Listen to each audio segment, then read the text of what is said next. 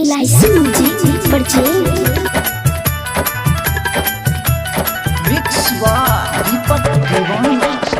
DJ Shiv Narayan जहिया से शादी भेलोगे मैयो निक नहीं लागे छो खाना गे हे गई निक नहीं लागे छो खाना गे हे गई निक नहीं लागे छो खाना गे केहन मुनसा से शादी कैलही रोजे गावे छो गाना गे हे गई केहन मुनसा से शादी कैलही रोजे गावे छो गाना गे हे गई केहन मुनसा से शादी कैलही रोजे गावे छो गाना गे शिव नारायण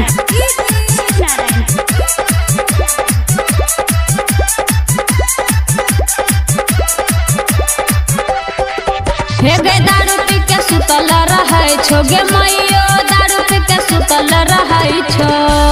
लफुआ छोड़ा के साथ में घूमो रहै छो हरदम दीवाना गे हे गे रहै छो हरदम दीवाना गे हे गे रहै छो हरदम दीवाना गे केहन मुनसा से शादी कैलही रोजे गाबै छो गाना गे हे गे केहन मुनसा से शादी कैलही रोजे गाबै छो गाना गे हे गे केहन मुनसा से शादी कैलही रोजे गाबै छो गाना गे Shiv Narayan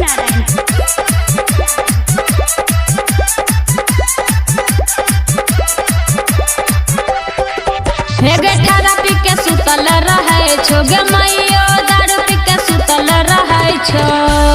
double double mobile चलाबो घूमै छो रोज कारखाना गे हे गे घूमै छो रोज कारखाना गे हे गे घूमै छो रोज कारखाना गे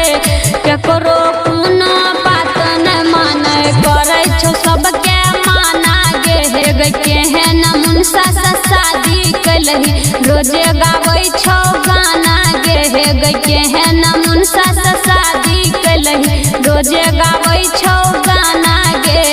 शिव नारायण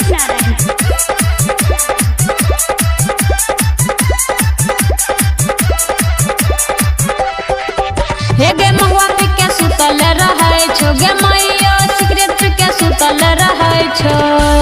कहै छो संजना सुने गे मैयो मुश्किल छो घर चलाना गे हे गे मुश्किल छो घर चलाना गे हे गे मुश्किल छो घर चलाना गे